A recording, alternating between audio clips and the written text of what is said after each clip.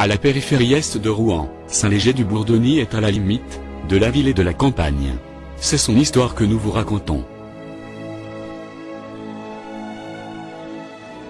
Saint-Léger-du-Bourdonny, longtemps nommé Saint-Léger-de-Carville, est une commune du canton de Darnétal, située dans la vallée de l'Aubède, qui prend naissance à Saint-Aubin, et sillonne la commune dans toute son étendue, pour se jeter dans la Seine.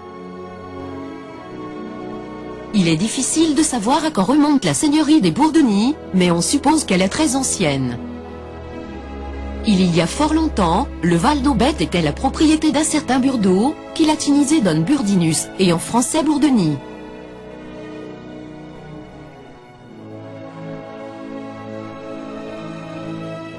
Ce charmant village est formé de 3 hameaux. La Picauderie,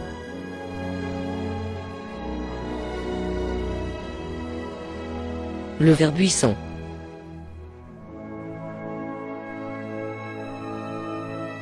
Et la Bretèque.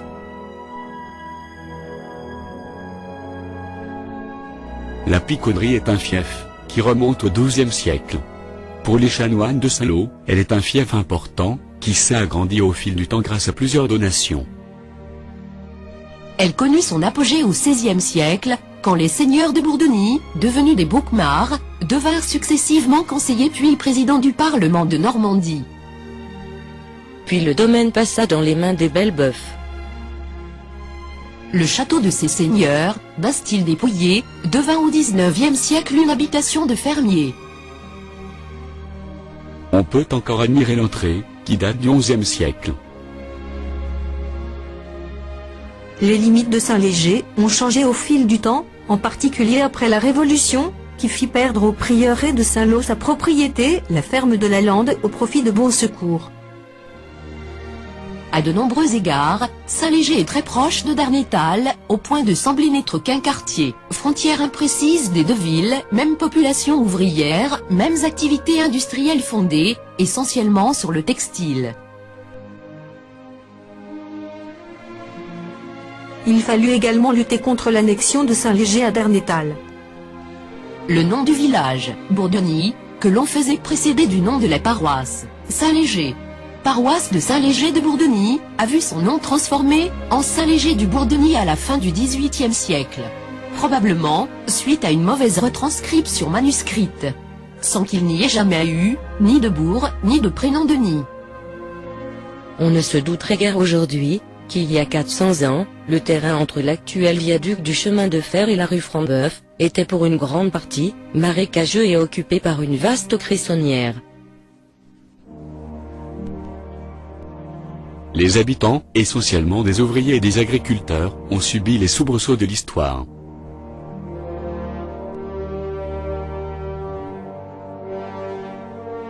Dès le Moyen-Âge à Saint-Léger, de nombreux moulins sont construits sur l'Aubette, pour tirer profit de l'énergie de la rivière. À cause de l'occupation anglaise qui dura 30 ans, le village fut complètement ruiné. C'est le roi Charles VII et le brave Dunois, qui chassèrent définitivement les Anglais, lors du siège de Rouen. Au XVIe siècle, il existait dans la commune 5 moulins à fouler les draps, et l'activité manufacturière participait aux industries de Darnétal. Mais suivirent les guerres de religion et des rivalités commerciales autour de la fabrication de draps, entre les drapiers de Darnétal et les drapiers de Rouen, les derniers accusant les premiers de produire des draps de moindre qualité. C'est sous l'impulsion de Colbert que le village put se relever des secousses de la guerre.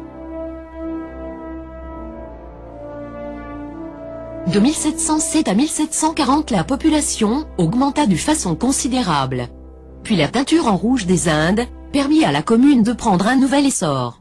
Les filatures hydrauliques remplacèrent le rouet traditionnel. La Sambre des Grecs doit son nom à des ouvriers grecs venus d'Andrinople pour mettre en place des procédés de teinturerie. En effet, ils savaient comment teindre en rouge en utilisant les racines de la garance. Leurs ateliers et leurs habitations étaient concentrés sur les coteaux du Verbuisson et sur l'ancienne Sainte-Bourdonny. La période qui suivit la Révolution fut marquée par une valse des maires, qui avait grand-peine à trouver des solutions, pour lutter contre la misère de la population.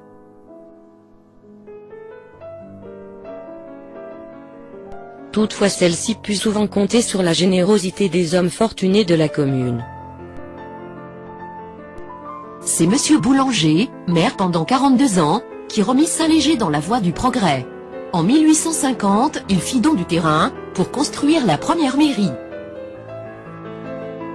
Jusqu'alors il n'y avait pas de maison communale, chaque maire utilisait sa propre maison, et les archives de la commune étaient remises à son successeur, qui en dressait l'inventaire.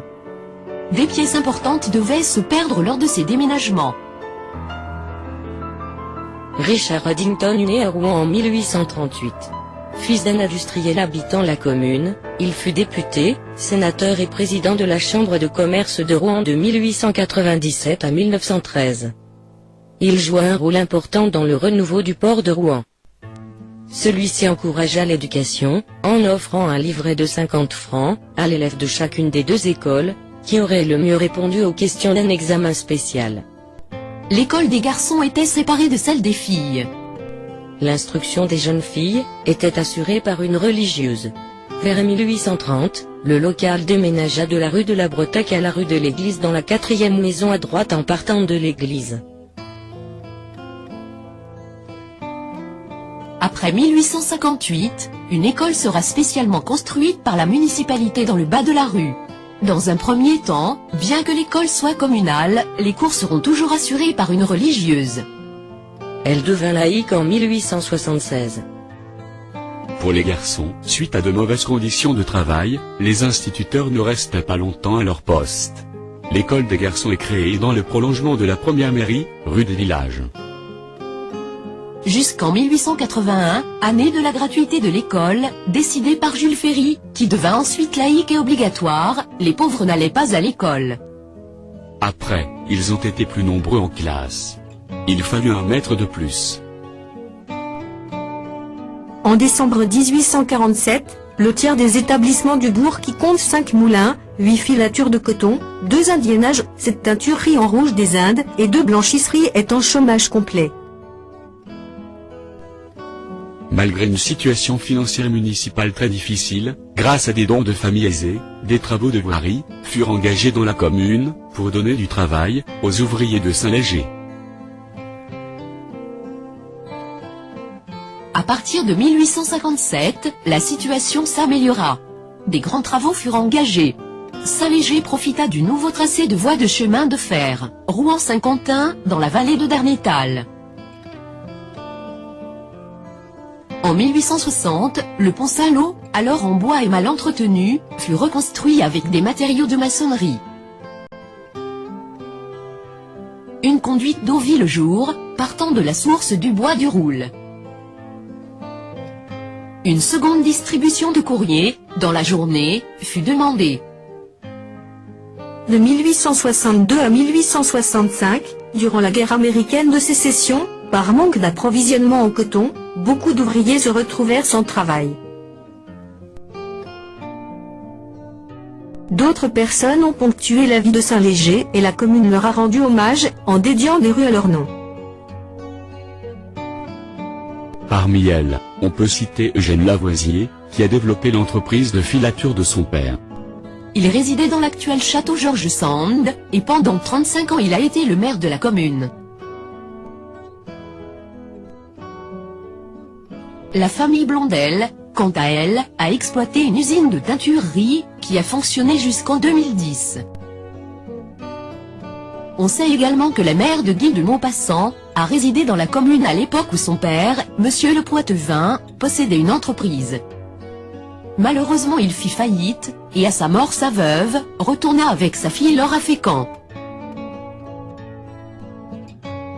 À la sortie de Saint-Léger, en allant à Saint-Aubin, la scierie Philippard s'établit en 1933 non loin du vieux château. La scierie prit place dans les locaux de la filature construite au siècle précédent, pour le compte des demoiselles de Belbeuf.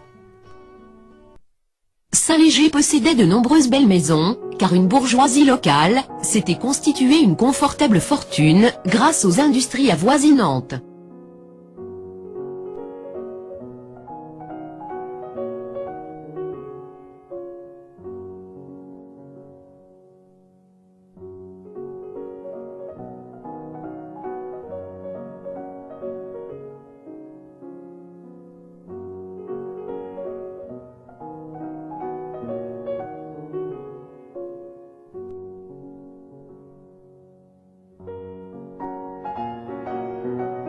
Durant tout le 19e siècle, dans un pays où manque la pierre, la construction est entièrement en briques. Les briques de premier choix, aux arêtes nettes et de couleur vive, sont réservées pour les angles du bâtiment, les pieds droits et les arcs. Celles de second choix sont au contraire employées dans les épaisseurs des murs, et recouvertes d'un enduit.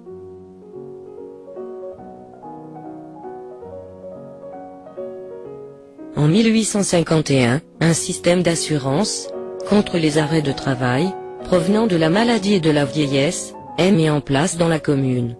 C'est la Société de secours mutuel de Saint-Léger du Bourdonny, ancêtre de notre sécurité sociale.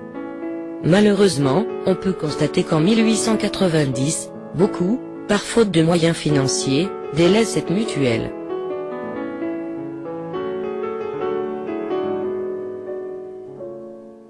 En 1852, le conseil municipal fit l'achat d'une pompe à bras et organisa une compagnie de pompiers dans la commune, dont l'effectif était de 26 personnes, et qui a augmenté au fil du temps. Lui était adjointe l'activité de la fanfare municipale. Jusqu'alors, le matériel ne se composait que de quelques seaux déposés à la mairie et les seuls secours efficaces venaient des pompiers de Darnétal. En 1870, des tranchées furent édifiées pour retarder l'arrivée des Prussiens. Richard Waddington organisa, comme capitaine, l'artillerie des mobilisés de la Seine inférieure, pour défendre, entre autres, les villes du Havre et de Rouen. Vainqueurs, les dragons prussiens établirent un camp de 800 à 900 soldats dans la commune, et la frappèrent d'une contribution de guerre, que Saint-Léger eut beaucoup de mal à payer. Saint-Léger traversa les deux guerres mondiales, et fut meurtri par les pertes humaines occasionnées par celles-ci.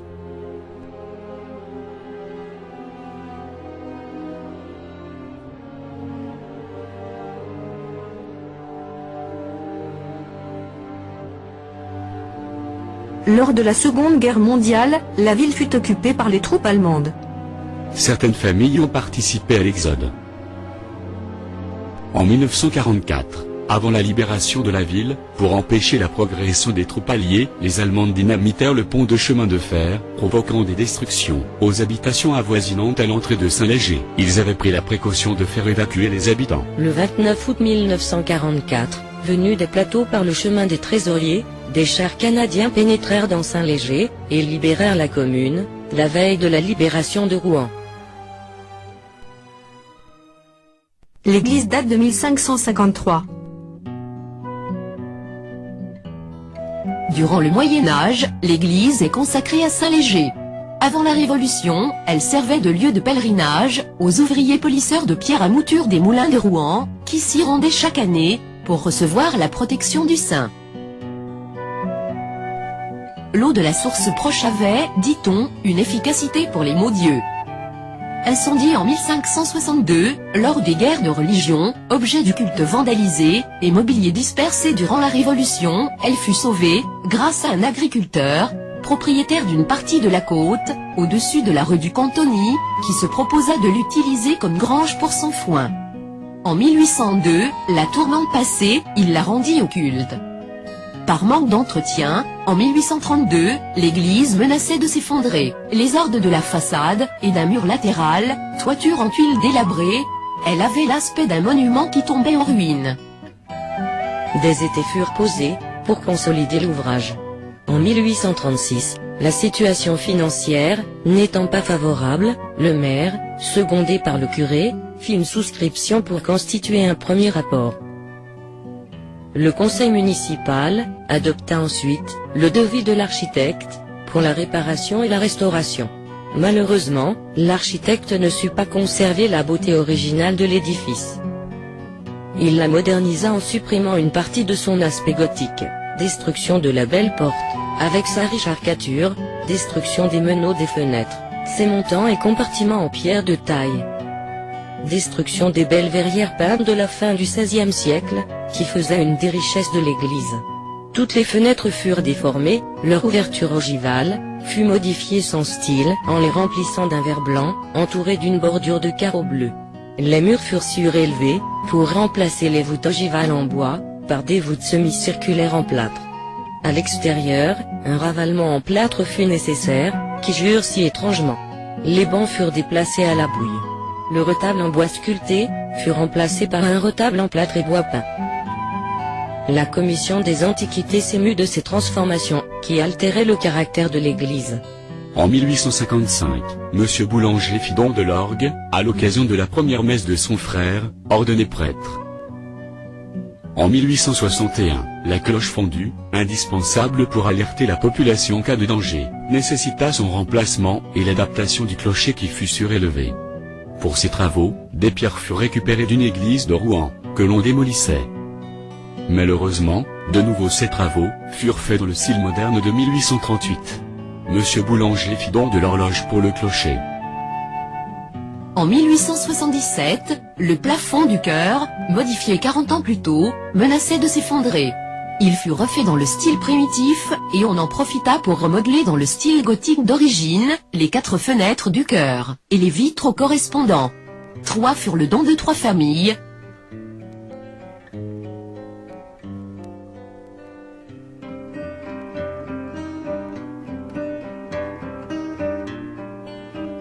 Et le 4e est dû à la souscription des habitants. Le retable de l'autel fut supprimé.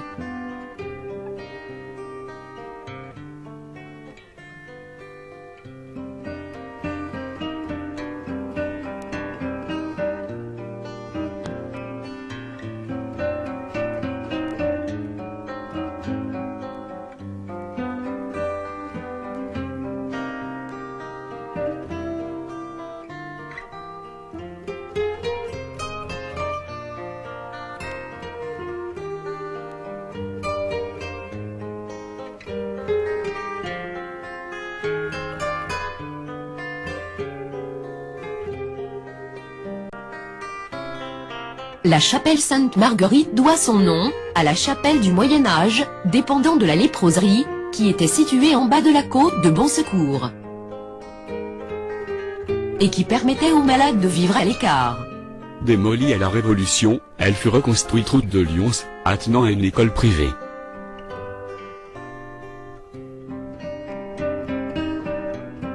Dans les années 60, à l'initiative de l'abbé Gilbert Lemaire, la chapelle actuelle vit le jour, rue de la Picauderie, à la place d'un bâtiment, qui servait au patronage.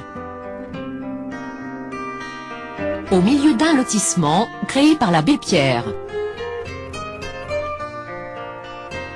Jean-René Rouzet, aumônier des artistes, l'a décoré par un crucifix sculpté et des tableaux. Il fut le dernier curé de la paroisse.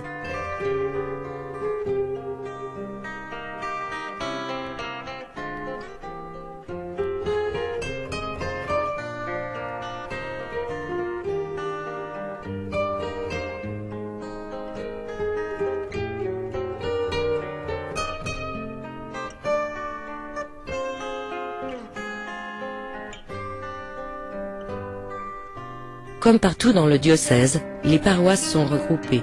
La nouvelle paroisse, Sainte-Marie-Madeleine de Darnétal-Val d'Aubette, est constituée des communautés de Darnétal, de Saint-Léger et de Saint-Aubin.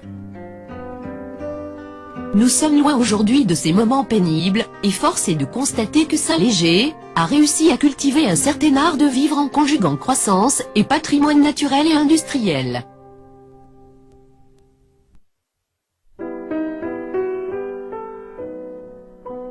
Les Bourdonnisiens réunis autour de la devise Bien vivre à Saint-Léger, espèrent encore longtemps profiter de ce cadre qui allie les bienfaits de la ville à la campagne.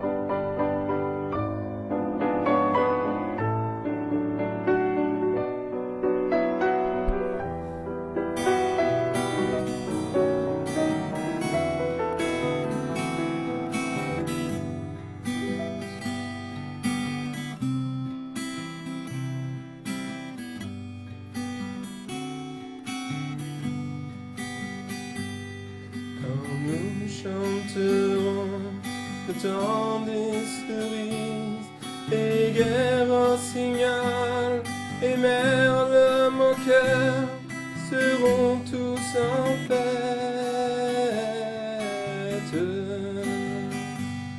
Les belles auront la folie en tête, les amoureux du soleil au cœur. Quand nous chanterons le temps des cerises, sifflera bien mieux le merle mon cœur. Mais il est bien court le temps des cerises, où l'on s'en va de cueillir en rêvant des pans dans l'oreille.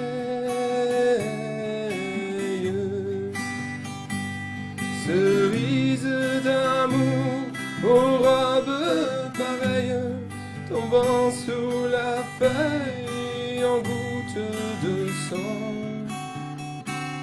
Mais il est bien court le temps des cerises, pendant de corail qu'on cueille en rêvant. Quand vous en serez au temps des cerises, si vous avez peur des chagrins d'amour, évitez les belles.